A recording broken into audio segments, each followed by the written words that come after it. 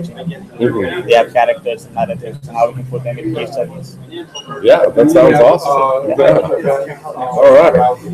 I need to figure out how to jump on. No, but we should. Yeah, we can definitely set something up. I would suggest. I ran out of cards. Okay, I ran out of cards. I know. I buy like 500. Oh wow, man! It's only been like 4 months. So much networking. No, but actually, my information's on the meetup. Okay. So you can go ahead and just message the meetup page. You just message any of your info. You can do it from your phone or whatever, and I'll be able to get the information from there. Okay. Yeah, because it pops up on my phone as soon as someone messages that. Yeah, I think I gave out my last business card like yesterday. Yeah, I know, man. These things go pretty fast. And they did. Yeah, probably. If you could set something up in the coming weeks, I'll talk to my CEO as well. I just got this idea when you said people slow. I could ask him. Yeah, no, I definitely am down. I love seeing stuff like that. There's new ideas, and coming to a different situation in a new scenario, I guess, kind of adds a little bit of flavor to something that's already existing. Just because it usually changes the whole market, changes the whole style of things. If it is a great style of market, of course, it always takes a lot of research in order to determine, what the outcome is going to be. If you determine that beforehand, then that's one thing. But if you just throw it out there, sometimes that's when you get the most amount of feedback too. So you never know until it happens. I'm gonna check this out and see if it's reversed. It's actually going right now. That's alright. Highlight their business, but yet also solve some kind of problem that people are struggling with. Again, kind of get a feel for your thought process, whether or not you start feeling comfortable with what you're offering, and then at the end of the meeting, let's call it shop.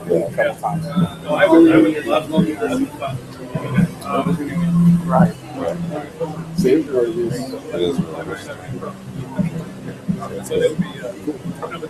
Cool.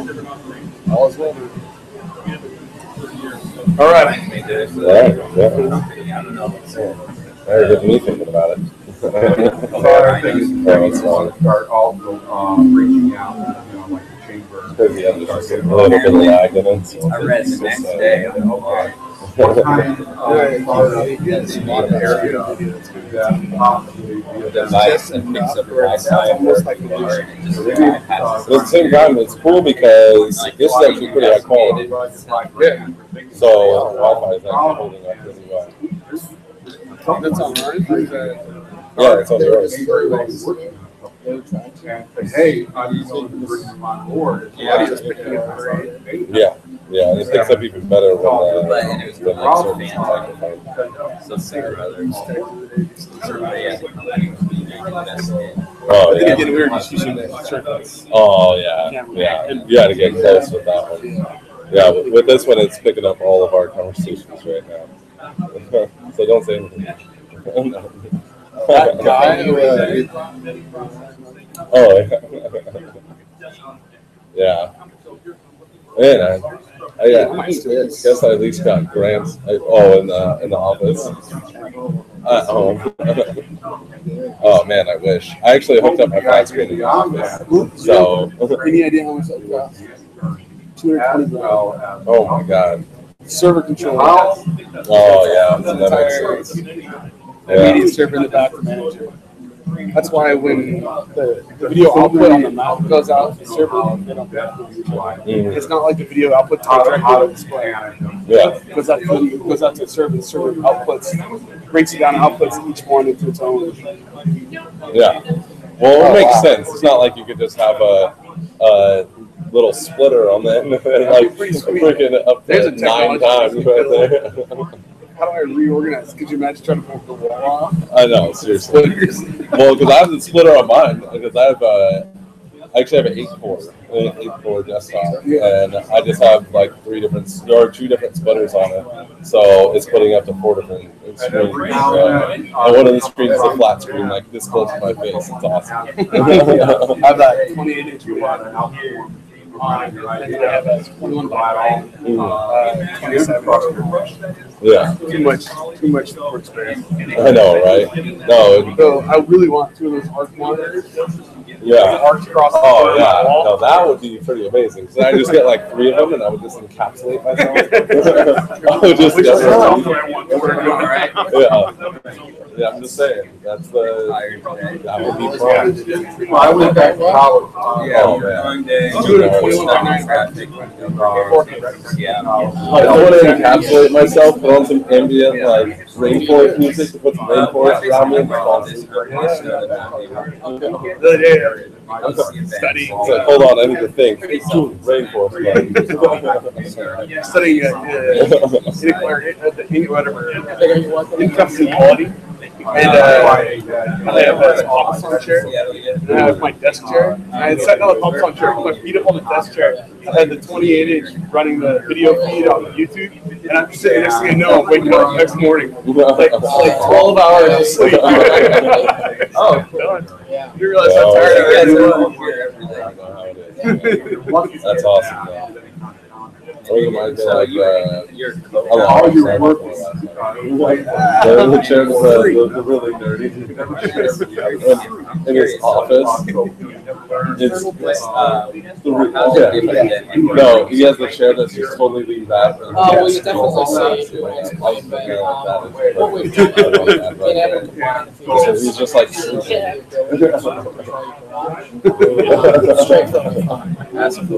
no, that is just for I haven't seen that yeah, exactly.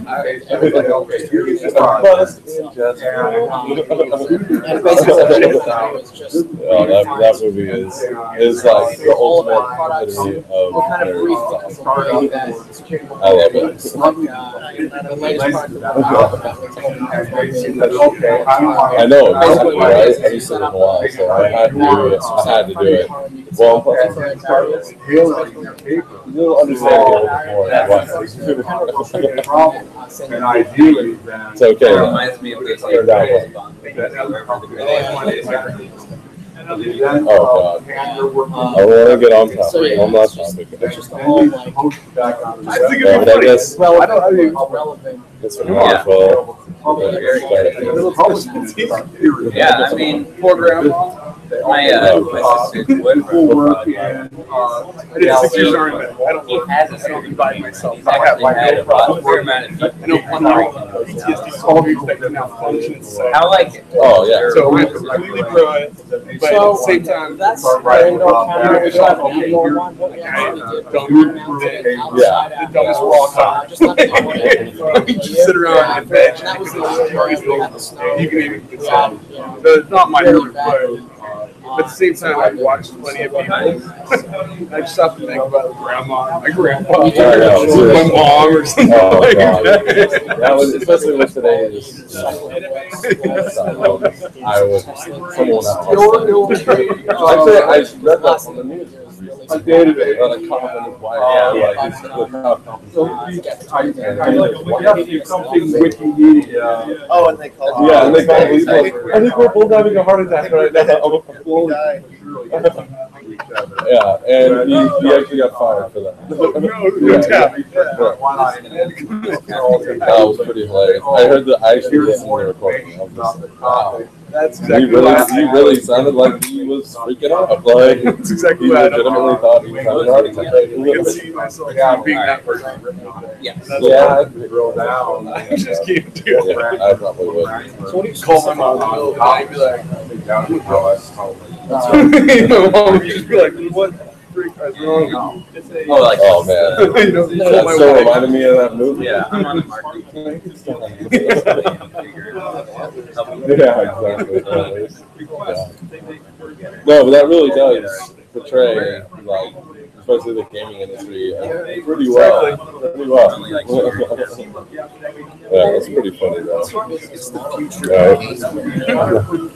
I guess we'll get started. More people usually filter in after. Yeah, essentially, I mean, this is kind of like, these events kind of help us with clients because we help start the companies, and so essentially, we make the full-time job a part-time job, not really. All right, hello. Get started here. And, we get a lot of the, like, how's it going, everybody? I'm Stan. I'll be your MC for the day.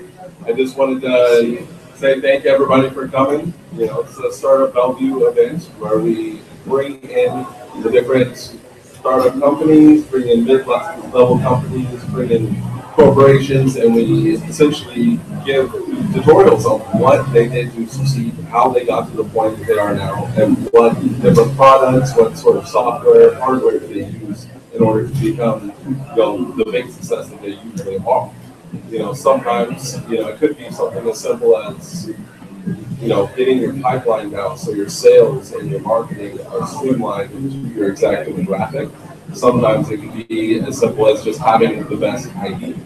So I do want to go around real quick and see what essentially you guys are doing nowadays. So if you want real quick, if you want to state what essentially you do during the day, like what you go for when it comes to a startup as well, what do you think that you'll get out of this? Okay. My name is Christopher Dick. I provide network operations, design, innovation, and support, specifically for startups, so that people doing a really cool, difficult stuff, we focus on that, and I'll take care of all the daily stuff so that we have to work on it. All right. Sounds useful.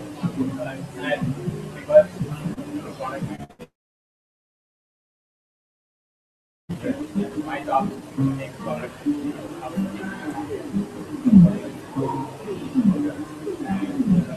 Our product essentially is get communication volume, usually that is business users. All right. Of course. But in fact, especially a shop for talk for that shop and cash back. And a return member too. I've seen you around 20 times. Yeah, I noticed. I'm Mark Swanson, and I'm an operations consultant trying to connect with startups that typically don't have a lot of operations experience and it's really lacking in investor management as well. So build infrastructure and help do the moving pieces part of it. Hi, I'm Christopher Anderson, and I'm working with StartupBellevue as well as All right, nice to have you. Right there. I work for StartupBellevue, and essentially I'm part of the marketing team, and we help get businesses, mainly on the east side, going up and running. And we basically make their full-time job a part-time job. And we help get all the messy work and a lot of the branding out of the way, like doing it ourselves for them.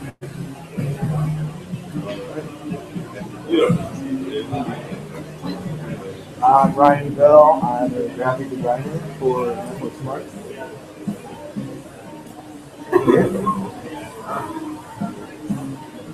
I'm Carolina, and I just finished Entrepreneurship.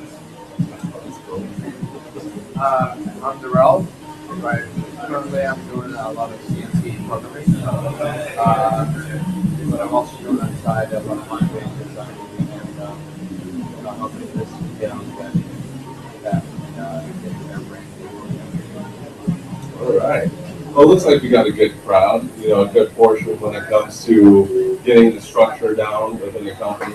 I see a lot of good potential here, so, without further delay, let's just jump on board with this. And I think that we can gain a lot by at least seeing how their product is going to be, how it is managed, how they started, and how they got the idea. Essentially, I think that's one of the big aspects, and just being able to organize your day to day and get this product, going throughout the whole lifetime of that single product. So, without further ado. All right, how's it going? So I guess I want to keep this kind of open, just really casual. Just want to make sure that everyone's able to kind of get the most out of this. Can everyone hear me? Yeah, I'm good. So what I'm going to do is I just want to show you a really short video. This is going to cut a lot of time out of me having to explain the product itself, and it's probably going to do a lot better of a job explaining it than I would. So after that, then I'll kind of talk about my background, how we started, and again, I just want to kind of leave it really open. So if I'm boring you guys, just say so and tell me that you want me to talk about something else, or if you have any questions, just please feel free to just shout it out or ask me. You don't have to wait. So that way, just kind of have that open dialogue and really just kind of feed off each other and get the information that we want. So, so basically, this is our company. Basically, what we are is we're Internet of Things products. I'm going to play this video. It's about 2 minutes, and hopefully the sound. Guess we'll find out. Yeah.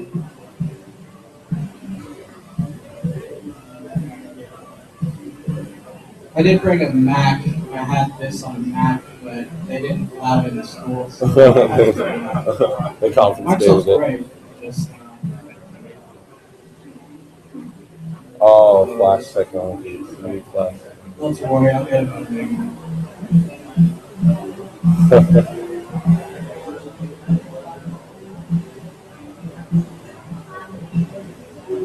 And I would always look at people that talk on stage, and they always seem to have technical problems, and I would always be like, oh, well, it can't be that hard. Why do they have those problems? And clearly it's that's whitelisted. okay. All right, so sorry, you're going to be stuck with one voice.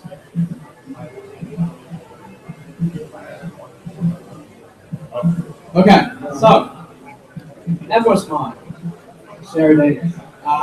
It's basically what we are. We are a security monitoring company. Our whole premise of our product is trying to utilize the Internet of Things to redefine security monitoring. So basically what we've done is we've taken a security camera and we've been able to combine all the features of an advanced security camera with the ability to control your garage door directly from your phone. And that is from either an iPhone or an Android, all from one device. So basically, I really want to show this. I know. They're coming to log in. I don't know the password.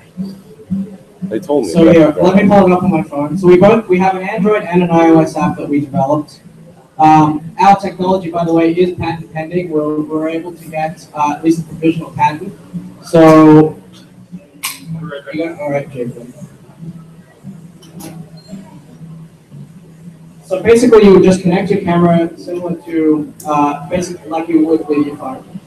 And then once you've connected your camera to your home network, you can also hook that up to your garage. You don't have to purchase any additional hubs. It all exists within the camera itself. And this is going to be really hard. Basically, what I'll do is this is a live version of my garage right now. When I press the button, I can actually open the garage and close it and actually be able to see it opening. You go around. So the idea behind this, close it. The idea behind this is to take the garage controller away from basically people's cars. So that's awesome. The drawback is when people have a garage opener in their car, they kind of leave their home exposed to robbers and burglars. Because basically what happens is, let's say if you're out shopping, your car gets broken into, they steal that garage remote. They also have access to your insurance and your registration details in the car, and they know that you're not home, or at least one person is home. So we've actually seen this happen. There was a person in Redmond, they got their home broken into, and they stole the garage remote, went to their house, opened the garage door, and took all of their stuff without them even noticing. And it's often, for us, it was often a very overlooked aspect of the entry into people's home. Because most people will try to break in either through the window, through the door even, or through the back door. But most people didn't really think about the garage. There's also a lady in Spokane, she left her garage remote in her car, and someone broke in at midnight, ransacked the place, and left, and she had no idea. Even in the morning when she came, she thought that it was her husband that rearranged all the stuff, but it was actually a robber. They caught that robber later, about 6 hours, and they found about 12 garage remotes in his car. So, now what makes us different is three things. When I say redefine security monitoring, what we do is we combine the ability to be able to view and control from the camera, and also we wanted to focus on proactive security monitoring. So something where it will go above and beyond what you usually have. So generally with security monitoring, security cameras, you'll have motion detection. Does everyone know what that does? Everyone know about motion detection? So basically anytime there's any motion, any movement, the camera will trigger and then send an alert. Now, that's a great piece of technology, but the problem is with motion detection is, let's say if you hang out a camera, let's say in a business setting or facing outside your home, that motion detection will go up every single time that there's movement. So in a retail store where you're trying to monitor things and you have motion detection on, every single time someone picks up an item, moves around, it's just going to keep going on. Same thing is when you are taking that photo of your home, outside your home, anytime that any cars drive by, that motion will just keep going on. Basically, anytime a squirrel runs past, or when it rains and there's leaves and it gets really windy, then that motion detection goes off. So as a user, basically every single time that goes off and you get those alerts, you're more inclined to ignore it after a while, because you're going to think, oh, well, there's just too much. It's just going off, and there's just false alerts. So for us, we had to kind of think, all right, how can we target this and make alerts a lot more relevant? So by this, what we did was we created a product called the Neposmart Beam, and all of these products integrate directly with our camera. The idea behind our business was to make a product very, very easy to understand and very easy to use and very easy to install, so that the average consumer can do that. Especially in the tech field where things can get a little complex, and if you're not careful, people will just not really understand the value that your product has. So what we've done is, let me just skip through. So basically, the Neposmart Beam is an infrared perimeter security barrier that you can hook up. So let's say if this was the outside of my home, I can set up one beam on this side, one beam on that side. Basically, anytime anyone crosses that beam, it will alert the camera directly and then send me an alert. And then basically, when I get that alert, I can see exactly what is going on and what happened, and I'll get that picture accompaniment, and then also be able to view the video of that event. So this way, it's a targeted alerting system. So when someone actually crosses, someone steps onto your property, someone steps into a certain restricted area of your business, you will actually get that alert, and you know that something happened. So essentially, that is our product. These are just the photos. So basically, opening, closing the garage door. You can do that from your phone, Android, iPhone, and then also for the Android Wear. I'm currently developing it for the Apple Watch. I got it working. It's just not up to the standard that I want it to. And for us, we only really release products when we're 100% confident that it works, and we've gone through all the different testings and things like that. So we'll skip the tech specs. Yeah, so this is the beam right here. This is what I was talking about. Basically having it, this is our house, having that beam. So basically anytime anyone crosses that beam, you'll get that alert. So basically here's an email alert. You'll also get push notifications, things like that. And then it'll also actually give you the picture of what happened and the exact timestamp. So That is the premise of the Neposmart beam. Yes. How long does it take once the beams rotate for the Instant. Yes.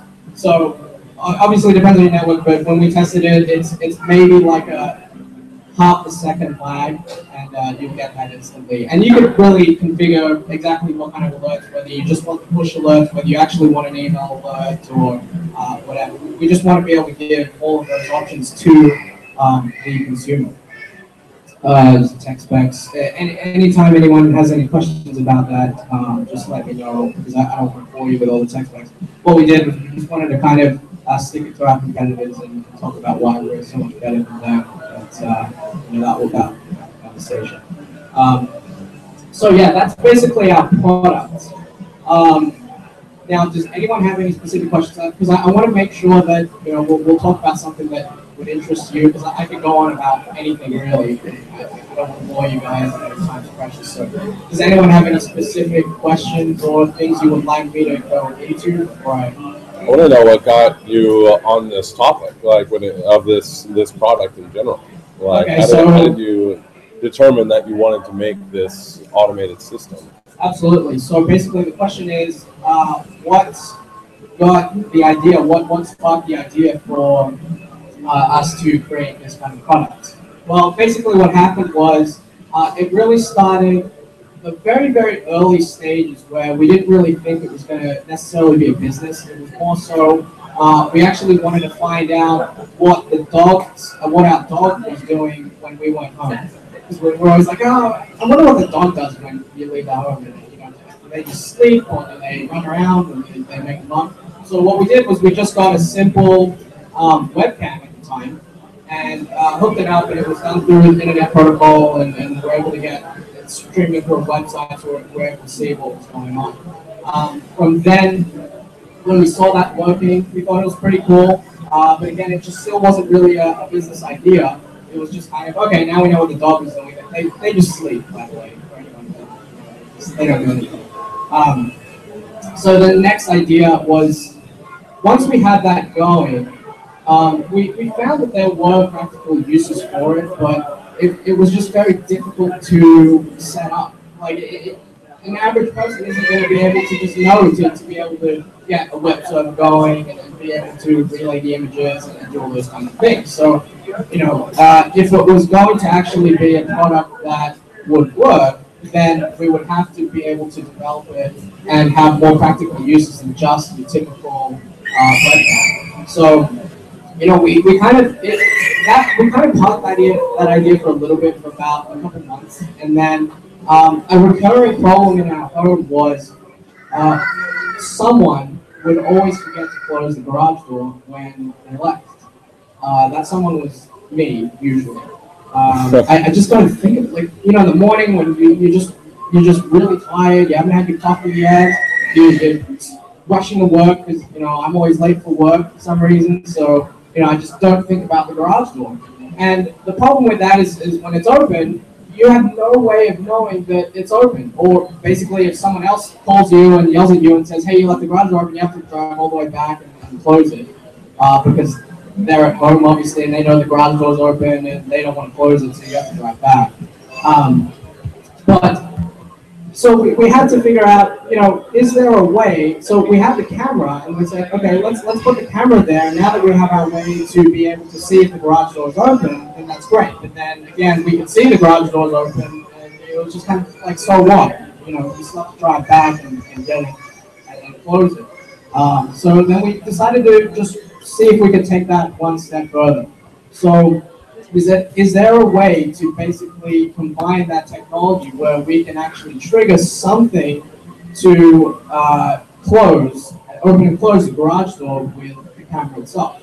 So that took a lot of experimentation. We basically had to unscrew, if you unscrew your garage door switch, you'll notice it's basically just a contact switch. Like, if you don't have an LED screen, it's just two switches, so when you press the button, it will kind of short the electricity, and then it will open and close the garage door. That's as far as I'll go into that. But so anyways, we realized that there was a way to actually be able to trigger that with a camera. And we started kind of developing that aspect, that software, using our technology through, being able to watch it through the web browser and all that kind of stuff. So, anyways, long story short, we connected with some overseas manufacturers. There's a lot of fairs and a lot of places that you can go overseas where you can actually connect with manufacturers and try to see what products they offer. Because there's definitely, in my experience, that disparity. Let's say you have China, right? And you have here. Everyone wants to be able to source products from China, but then there's a language barrier problem. But then what people don't realize here is that everyone in China is trying to do business with Americans, with people here. And they don't know how to do that because there's a language barrier as well. So, once you kind of get past that, you develop that relationship and cultivate that relationship, then, there's definitely opportunities there. So, we were lucky enough to be able to find, sorry. Oh, I just had a quick question. Yeah. You said you're about to say lucky enough to find. I do agree with that, because I've actually had companies that, or even people in general, that had an idea, had a design already set up, had a mold set up, and they went for the overseas manufacturing, and the Chinese manufacturers took it and ran with it. So did you have the patent already in the process before you went over there? No, so this is what we did. Yes, that can happen, and even if you have patents, the Chinese, they don't care about it. These sneaky Asians. I feel like I could say this, but people don't work with me now. But these damn Asians, they will. So whether you protect yourself with all of your intellectual property, they can still take it. They'll fake it. Like the Apple Watch, you go to all these overseas fairs, you can buy an Apple Watch. Basically, looks exactly the same. Or even try to mimic the software and everything and get that going, and you can buy it for $40. Yeah. They have the international patents. But so going back to your question, basically what we did was, when I say lucky, we didn't just want to import hardware, because we're not adding any value. If we were to just find a camera overseas, import that, and then resell that, there's no value added. There's no core competency. We're just another business trying to make some money, reselling cameras that anyone that knows how to deal with overseas manufacturing would be able to do. So what we really had to do was we had to strip it down. We had to get the core, the source code, so that we could customize it and make it our own. So we talked to a manufacturer that we were able to partner up with, and we were lucky enough for them to actually give us the source code for the firmware of the camera itself. So we were able to get the workings and the inner workings of exactly how the camera operated for us to be able to tweak. So then we had to strip that down, go through everything and just see exactly what we could do, implement our technology into it. A lot of the apps that you see that work with the hardware, a lot of Chinese, broken English, they just don't really. I guess the Chinese culture is a little bit different, where if it's working, then it's all good. Just like, okay, done, it's working, good, move on. And so for us to be able to survive business in America, you wouldn't be able to do that. You wouldn't be able to get away with that. You'd have to test it. You'd have to make sure that you are releasing a quality product, not just something that works on the surface level. So there had to be a lot of work. We had to go in and just kind of rip it apart and tweak it, add Android capabilities, add iOS capabilities, because at the time, with just the web browser, for you to be able to view the video from an external, like not in your home, you need to do some networking configurations to get that to work. So for us, we said, hey, that's not good enough. We need something easy. Most people are using Android and iOS devices. It would be better to have something a lot more convenient that they could just open their phone and be able to view it and be able to control it directly from their phone. So it took us a little bit of time to actually go in, and I had to learn Android and iOS programming language to get it done. And so eventually, us as a team, we did that, and we were able to kind of get that going, and then eventually release our product with it So that's essentially how we started. And yes. Listen, do you guys have, like a required that you away from your house from the car at times when you go to the garage door? We don't. I mean, we definitely considered things like that, whether it was just geofencing or something that will automatically trigger. But what we had to keep in mind was we didn't want any accidental openings and closings. We wanted to really make sure that, because the worst thing that could happen is if you didn't mean to open the garage door and suddenly just, like if you're driving in, or maybe something else might have tripped up the system to open the garage door by accident. That's kind of that's pretty big liability wise. We had to play around with things like whether we were going to use the radio frequency technology to be able to open and close the garage door instead of solid wired straight to the switch to be able to do that. There were some challenges with that, a lot of interference, a lot of those kinds of issues that we had to combat. So that's why we kind of did it right. Does that make sense? There is an alert if you leave it open. Oh, you're talking about the alerts or triggering something that was closed? Well, when you leave the house, say you're late for work. Oh, okay. So basically what we do have is we have an alerting system. So you could set it to where if the garage door remains open for a certain period of time, say 10 minutes, then you'll get that alert and say, hey, your garage door is still open. And closed. So that those kinds of alerts we do have. Same thing as basically when the garage door does open or someone else opens it, you also get that alert and say, hey, your garage door just opened, your garage door just closed.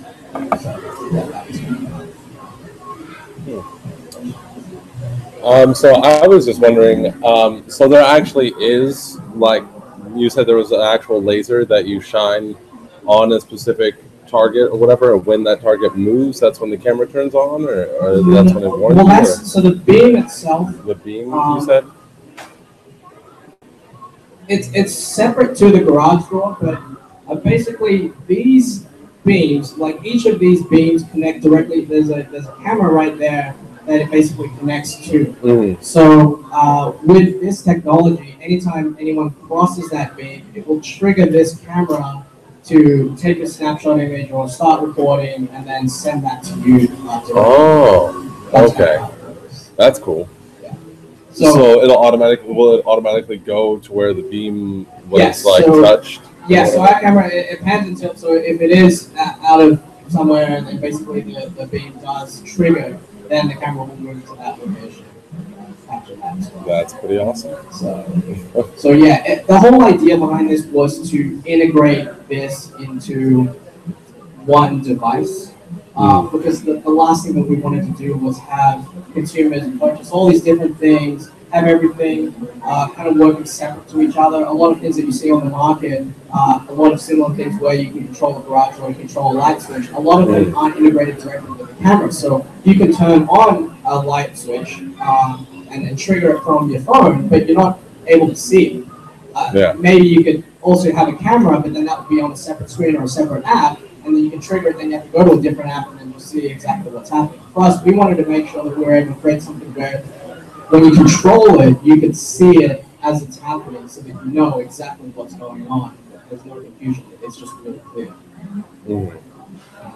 Yeah, that does sound like it would minimize the amount of accidental triggering as possible. Exactly. And now basically we'll touch on our third aspect. So remember when I said we're really trying to redefine security monitoring. The third most important thing for us, basically when you get into a business, a lot of you that are in the process of starting or are in one or involved with startups, you'll always have that question of, should I release certain things that would be good for the business or good for consumers? And so for us specifically, that was recurring model, like a recurring subscription model, something where we're able to charge consumers on a monthly basis. Obviously really good for business, and it's something that a lot of VCs, a lot of people value a lot higher than just that one-time thing.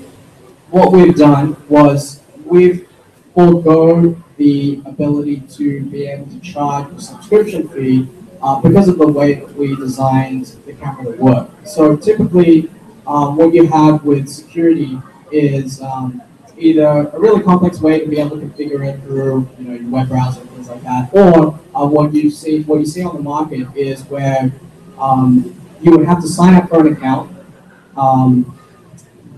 That all of your images and all of your video basically flows through a company cloud server, gets processed before it gets sent to you. So in essence, the company does have access to all of your information.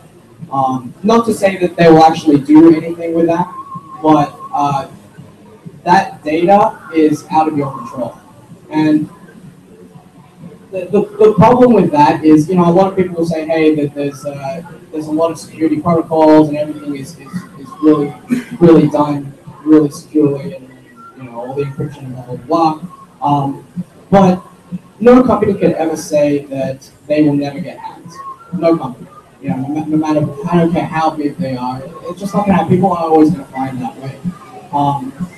And as we've seen, right, like with the Ashley Madison Cheetah's website where you can go in and cut there or whatever it might be, all of that information got leaked and they're threatening to release it. The Sony hack, that was kind of a big one. Primera Blue Cross got hacked, even the government got hacked, and all this information was there. So by virtue of that, we know that we're not able to control exactly what hackers do, but we can control where the information is being stored. Now, I know as my father's a huge advocate of cloud, and it has its uses, and it definitely has its positives, but in an instance for security camera for us, we found that wasn't to be necessarily the case. Especially when it comes to your data, private data. So you basically set up a camera, and this is taking video of your home, your loved ones, the things that are the most closest to you, and the things that are private to you.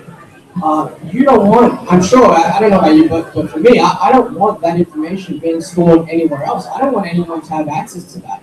So we basically need that control, that privacy. And with this day and age, with technology kind of just constantly evolving, everyone's just, the information is getting more and more public. We need to be able to find that way to be able to protect that when it comes to things like that. So what we've done is we've devised, our system does not actually store any video or any user information to our service, cloud server, or anything like that. So, if anyone were to come to us, a bad person, even any employees, or even the government, and say, hey, can I get that person's video, we wouldn't be able to provide it because it's not there. We've established a direct connection, sort of like you heard of Napster or the music sharing things a long time ago. They basically do like a P2P thing where you have that direct connection, you can download things directly from there. We've kind of developed a technology where it's similar to that, where when you set up the camera, all of your information and all of the user's information is on the devices themselves, and any video that gets transmitted is transmitted directly to you, not through any of our servers or anything like that. So, even if our servers go down or if our servers, if something happens, God forbid, that information, your information, is not going to be affected by that. And so for us, that privacy really does matter, and that's why we're not able to charge subscription fees. But again, it's something that we really felt that the consumers would appreciate, where you have control of that information, not another company. It's not being shared to a third party or whatever it might be. So, again, being able to do that and not have it flow through a cloud server, but at the same time making it very, very easy for consumers to be able to set up and add a camera just straight with their Android and iOS app was something that we really valued. So that was kind of our third thing as to why we're trying to really change things. So, any other questions? How are those sensors powered? The sensors? Yeah. How are they powered?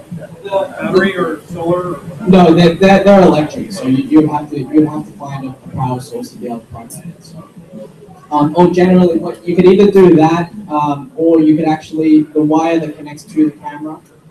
You could hook that up and use that as a power source as well. I didn't see those on your site. Are you selling?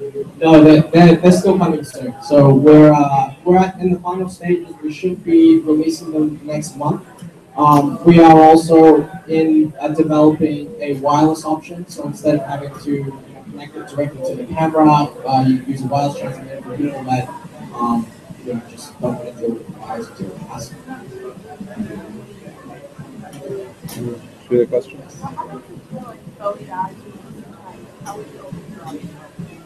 Well, if your phone dies, then it just becomes the regular way to do it. So, because you can have multiple people that have access to the garage, but yeah, it still doesn't affect the normal functionalities of the garage. You still have the controller, you can still use the button. It's just kind of what do you think your biggest learn from your launch when you launched this? When you first said, "Okay, we're up and we're taking orders," what would be your biggest pain point that you? Well, it definitely wasn't. Surprise you? It definitely wasn't. Okay, we're up, and then we're starting to take orders. It definitely wasn't that way. And I've had previous business experience. I kind of view that, especially launching online retail stores or whatever it might be. It's just not just hey, have a great product and you're all good. When we launched it, we didn't have anything. So it definitely required us to go and just. As a startup, we didn't really have that much money, so it's just hitting the pavement. It was literally going to places and saying, "Hey, can I have 5 minutes of your time? I have this awesome product that I'm going to demo. I guarantee you're going to love it. You're going to find it very useful." We had to do that time and time again, and for us, our goal was, one of my goals was to get into a retail store. It was just like I would always watch the show Shark Tank, and I would say, "Hey, how do people get into retail stores?" And I thought that there might have been some magic sauce to do that. But no, for us, without funding, it was literally going into that place, finding the manager, and just demoing it, and then hoping to work your way up. And so that's what we did. We went to Lowe's, Lowe's, and also Fry's Electronics. So it started with us walking in, finding the manager, asking if we could demo the product. The Lowe's, they were pretty receptive. They said, "Yeah, sure, okay, here." They saw that it was a really cool product. They said, "Wow, let me talk to the buyer, let me talk to my manager and see if we can do something about that." They invited us to all these vendor events to showcase our product, and then eventually, we're actually available as special order as of right now through Lowe's, and we're kind of currently working with a vendor agreement. With Fry's Electronics, it was exactly the same thing. We went down to the manager's store. We asked to speak to the manager. The manager said, "No, go away." We said, "Come on, please, just give us, 5 minutes, and if you don't like it, we'll leave and we'll never come back." So finally, the manager was like, "Okay, 5 minutes. That's it. We only have 5 minutes." So we went in. We demonstrated the product. That 5 minutes turned into 20 minutes, turned into 30 minutes, and then they loved it. So then at that point, they were like, "Wow, there's definitely that opportunity. There's definitely something here." Flew us down to San Jose, which is where their corporate headquarters were, demonstrated it to the buyer there, and now we're also in negotiations and getting to the end. So basically, that's what we had to do. It was really taking the initiative to go and do something and not just sit there thinking that you have a good product. A lot of times, especially my father is an engineer. It was mostly stuff behind his computer, and he had that idea that, hey, as long as you have a really good product, you're set. And it just doesn't work that way. You really have to just be motivated, do things that make you feel really uncomfortable, as cheesy as it sounds. And so that's why, when you get into business, it always has to be something that you really, really like. I used to be that person that would say, "Hey, as long as I'm making money, it doesn't matter what business I get, but I'll love it because I'm making money." That definitely wasn't true. I learned that the hard way with my first business. Well, not really the hard way, but it just wasn't as pleasant. So it didn't motivate me to go and do the things that I'm doing now and just going out and talking to people. So yeah. So that was kind of what we did. And what we're still doing. Yes. Will you open up your API to outsiders to create alternative? As of now, no. I don't know. Maybe in the future we consider it, but right now it is closed. We want to make sure that we have that control over it, because it's sometimes difficult when you open things up and what I'm going to do with it. So we want to right now just develop our brand and develop our technology and make sure that that's. I mean, you never know in the future. It's always going to be flexible and dynamic, right? But yeah, that's All right. Good. So, I'm relieved. Yeah, well, of course, you guys can always stick around. I feel like there's a lot of stuff that has been learned today. I think that it's always great to see one of those success stories of how they went from just the generalized idea of, leaving the garage door open too much in order to, formulate a plan, a solution, and then go to market with it. And I think that it's an amazing story of, just being actually driven enough to have the product and have the idea, and then from there, do something about it. And just like you said. So I suggest, stick around. There's plenty of more pizza, so just go ahead and, talk amongst yourselves. And I just want to thank everybody for coming. All right. Yeah, and if you ever have any questions or anything, or basically want to chat, or I'm not the smartest guy in the world, but at least go through my experiences and what I've to be able to share that with you. So the camera itself is $159. The camera with the garage control is $199. So yeah, this is my contact information. That's my cell. A lot of people will always say, why would you ever put your information in email or anything? I don't mind. I don't care. I think it's always great to just talk to people, hear their stories. Again, if you have any issues or you're just kind of going through the same thing, want to know exactly what I've done, and at least so that way you could see all the mistakes that I've made so that you don't make them, that would really be good. So yeah, this is my contact information. As I said again, feel free to shoot me an email, give me a call, shoot me a text, whatever. It doesn't matter. I'd be happy to talk. So, just not 1 a.m. or something. So just at least be reasonable. Yeah.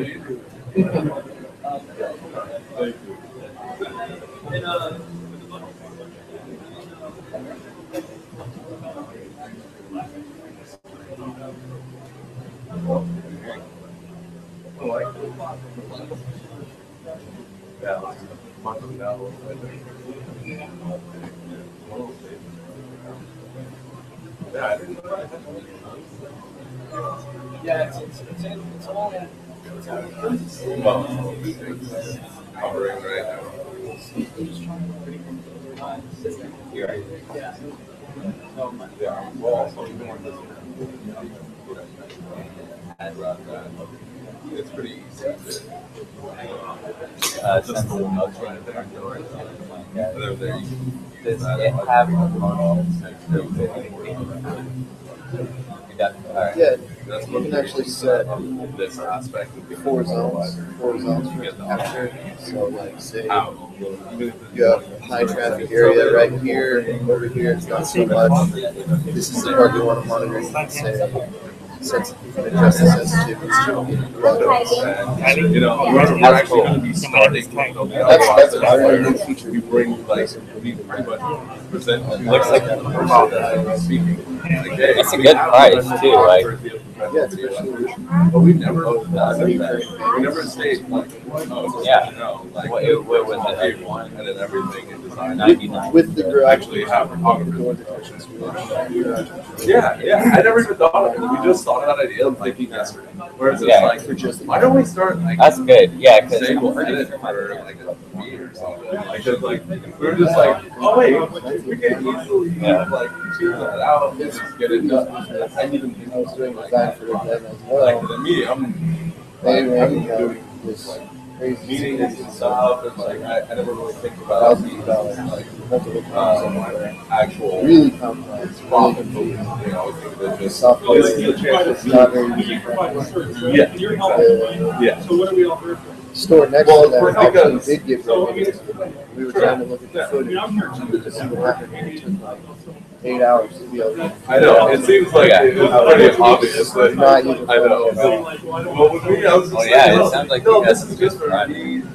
I go to networking events all the time, but at the same time, if I don't go to a networking event, during cost, like at least that happens. You know, where I can get out and interact with people and be able to talk to them and still rock and because there's always a good amount of people that have never been to this sort of, you know, or just checking it out. Yeah. So don't think there's anything wrong. Yeah. Are you guys accepting? I know. I know. Like we had a meeting about it. We're just like, yeah. So, you know, we're going to start providing that. You know, even now, we probably should. We still have all of the videos in Europe. So we've had all different size companies. We had Dan here. We had Steve Ballmer come in here. A lot of these random. You know, we even had some of the biggest investors sitting in the market right next summer. And then some of the people that just like have this idea, and I wanted to, you know, so there's always so many different paths. But I just want to keep getting everyone in the same area. This one right here, that's awesome. As soon as you get that finalized with those places, like that's going national.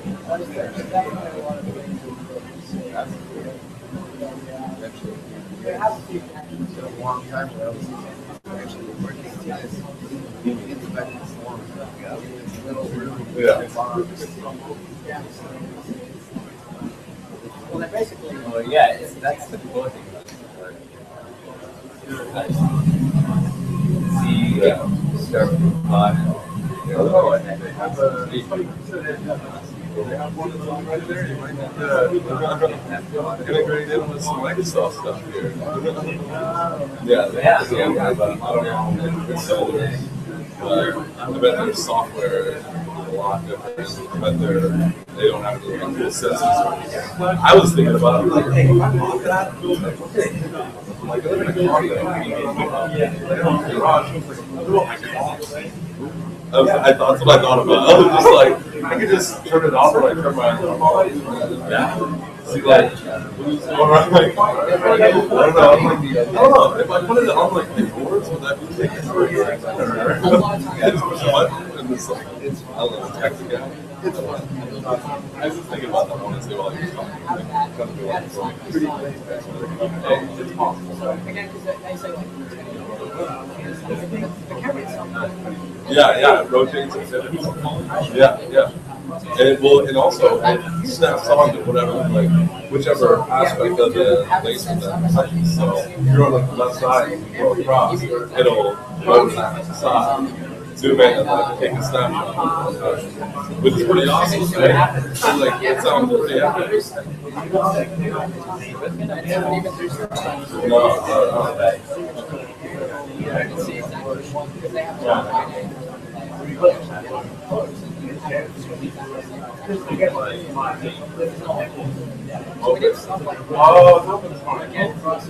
just noticed that.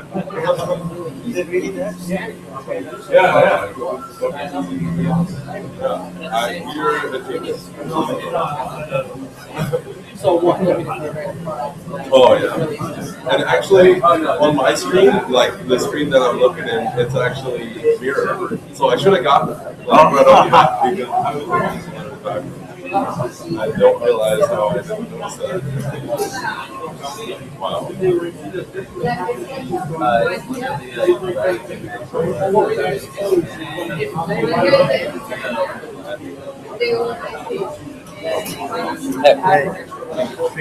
Great.